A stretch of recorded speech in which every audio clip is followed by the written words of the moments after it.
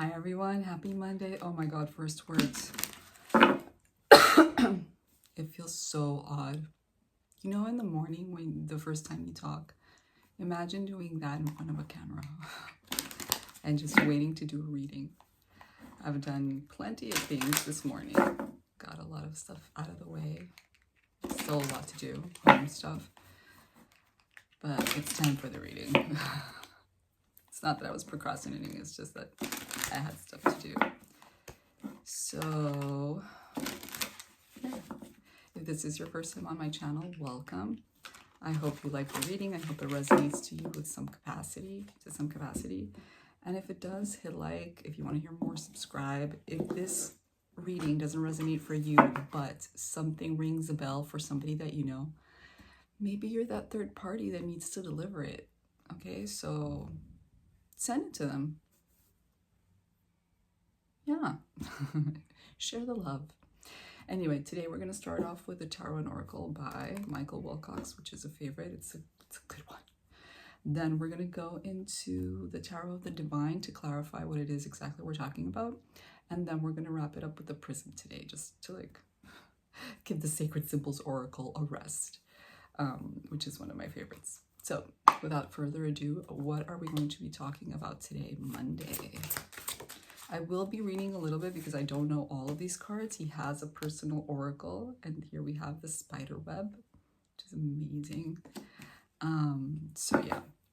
Plus, I really like the way that he's defined every card. He uses astrology, which, yeah, he uses astrology. He uses the tarot, the full tarot, and he uses, oh no, not the full tarot, just the major arcana, and his own oracle. So it's nice to read it. And we're getting all of his own oracle. We get the bell, all of his designs. He is an amazing artist. So if you want cool art, I definitely would suggest you pop into his site because he has great discounts right now, and just a very talented person, man.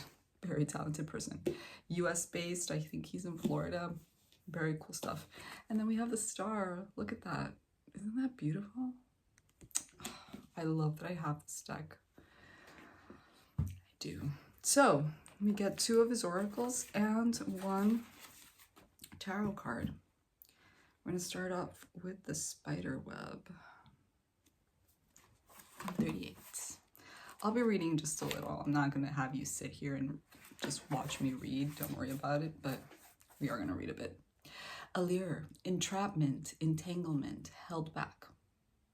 Everything you would think of as for a spider web. The spider web comes to illuminate where and what might be holding us back from feeling or doing our best. The strands of the web can be made of words, notions, ideas, or beliefs. Examine what reasons are that which makes you feel stuck in some area, or very slow reading as I am right now. These can be situations, ideas surrounding you, or just negative beliefs about yourself that hold you back. Reflect on whether or not those things are really true. There's a lot more to this. I'm not going to read the whole thing, but I think you get the gist.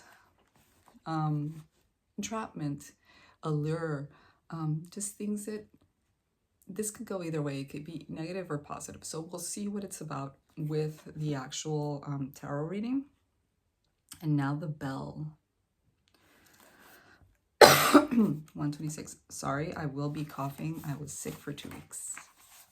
I am feeling much better, but it's a process. Harmony, peace, alignment, balance, energy flow. Very nice. So kind of the opposite direction that we were going in.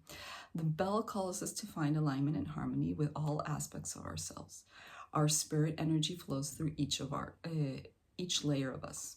First, we have our body, our unconscious mind, our emotions, subconscious mind, and our thinking mind, conscious mind. Very interesting.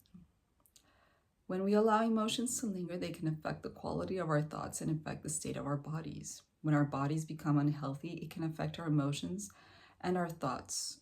When one part of our being is out of balance, it creates a dissonance in our entire being. Do what you can to create harmony in the mind, in the body, in our feelings, and in the spirit. Tend to any areas that are lacking. Again, there's more to read, but I'm not going to do the whole thing. I think we get the gist, right? Anything that happens in one area resonates in everything else, and that goes for everything. It's just something to keep in mind for everything. Then we have 84, the star. Again, just a little bit. We know what the star is about, but let's see. Life, giving, source, good fortune, positivity, and creation. The star is here to remind us of our vast power of our souls, to celebrate the supreme being of our individuality. With trillions upon trillions of stars out there, each shining a little differently, and still each magnificent in their own right. I was going to say virtue. Maybe that has something to do with it. The very nature of our souls here on earth is mirrored to us in the night sky. The star pours life into all things, and with that, its ancient wisdom and energy is thus too contained within all things. And finally, I am not going to read the whole thing, but we get the idea. I am one with the earth, I am one with the universe. He has mantras, reflections. It's just such a good thing. The star is here to remind you of the vast power of your soul and to celebrate the supreme beauty of your individuality. Every time I think about the star, oh my God, I'm going to go on a tangent and we're going on 7 minutes. No. Tarot of the Divine. What are we actually talking about here? We know what the star is about, but it's nice. It's nice to hear Michael's thoughts on the cards. They resonate throughout the reading. Just individuality really stuck out for me there, obviously. And that we all have the ability to create our dreams, to manifest them. I like it. Plus, it's a beautiful card. Love that deck. It's an expensive, I got the expensive one. There's 2 decks. And I was like, you know what? If I'm gonna get it, I'm gonna go for the nice one.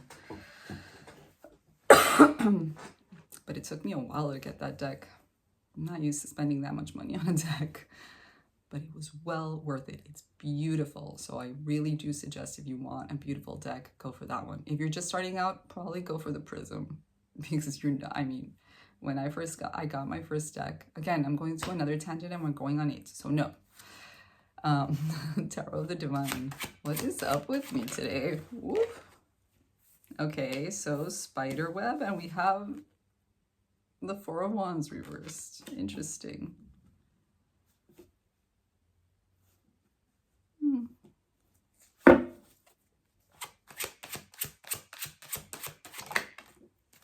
And the 4 of Cups. We're starting out with 4s.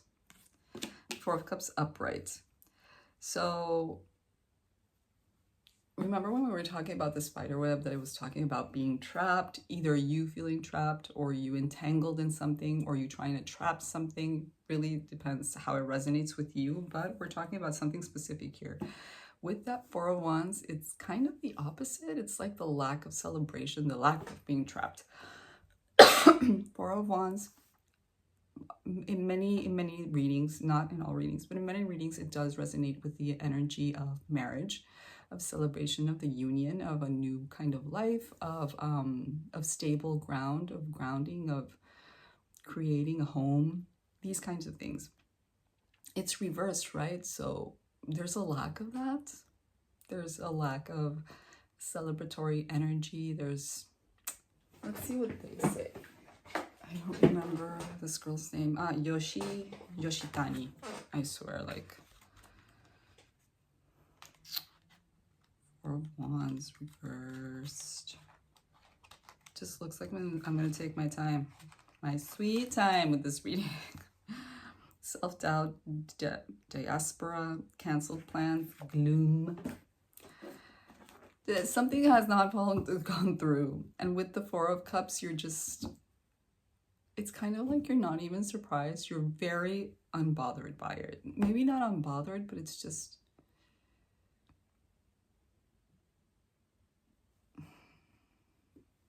I can't hit the word right now, and I'm thinking about it. You're just unbothered by it. I guess that's what's trying to come out of my mouth. You're not really seeing that there is more to this than what you perceive immediately. So maybe if there's something that hasn't come to fruition with that 4 of Wands reversed, you're just not seeing how it was supposed. You're not seeing the big picture, maybe, right? Maybe you're just not seeing the big picture, and that's kind of what has you maybe entangled in your own feelings, in your own perception. Then we have the Bell. Ooh, these are very flighty today. What is up? Page of Coins.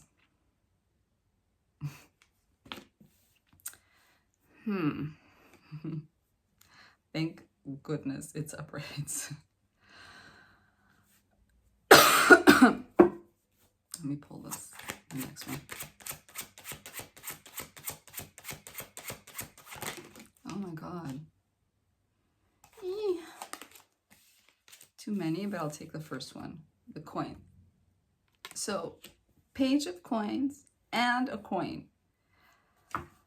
Dude, there is some kind of offering here, and it might not look like what you want, or maybe you're just expecting some kind of offering, and you have some kind of expectation, and that is trapping you. Your expectations of whatever kind of situation you are right now, and I do feel like it has something to do with your stability, with your home life, maybe with your money. I mean, that's pretty correlated, right? Home and money, duh. If there's something that you're just not entertaining, you're not really catching that this is here for you. There is an offer on the table. It's just with it being a page, maybe it just doesn't come in the package that you were expecting it to. Maybe you were expecting a king or a queen, and it's coming off as like remember with the bell, one thing resonates with everything else. When one dings, everything else, 12, as I'm saying it. Maybe some part of you does perceive this thing, and every part of your being is telling you to accept this offer, but the part of you that sees it as something that isn't exactly what you had in mind is what's keeping you from accepting this, or rejoicing in it. You just, yeah. Anyway, and the Star. Let's continue. Ooh, Ace of Wands. Dude, this is so far. Last card. Last card for the Star. Ooh, we have the Emperor reversed. Snap. I mean, we know what the Emperor reversed is, but let me just see. Immaturity, pettiness, rigidity, domination, and anger. I think this is you. I don't think this is the other person. I think this is you.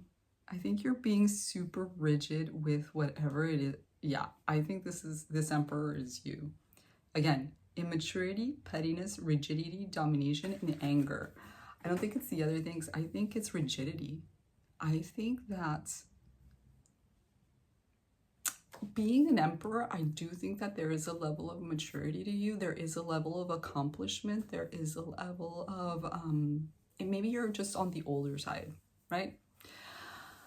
But it's not working in your favor to be so rigid. Whatever it is that's trying to come into your life, it very much has to do with the manifestation of what you want. It just doesn't look the way that you thought it would, maybe, for whatever reason. It looks like a really good opportunity, I have to say. With this Ace of Coins and this Ace of Wands upright, it looks like it can be a financial opportunity. It can be like a new business deal. It can be a new idea that somebody presents to you. Maybe if you're a boss, maybe if you're a leader, maybe if you've got a group of people under you. somebody is really trying to grab your attention and be like, look, I have this really good idea, or I really know how to go about to getting what it is that the company or the project wants or whatever. But for some reason, you're not having it. It's like you don't take them seriously. You don't take this offer seriously because it just doesn't look like what you thought. It's not what you have in your head, so you're dismissing it. And this is such a Monday reading, dude. Such a Monday reading. So yeah. Like, the star is right above it. This is such a good, if we had the Emperor upright, this would be a 180 kind of thing that I'd be saying right now, but it's not. You're being stubborn. I really do think that you're being rigid, and I'm not saying that that doesn't have benefits sometimes, but in this occasion, in this thing that's being presented to you today, I do think that you're going to have to like open your mind a little bit and let this person or let this thing show you that it can be done the way that it can happen through that way. You're just not seeing it, and you're choosing not to see it. Okay, so Prism Oracle. I always say, if you want to learn tarot, this is a good way to start to read cards. Very, very good. And it's a favorite. It's simple. It's like, ooh, this is creating anxiety. It's just a really easy breezy way to learn.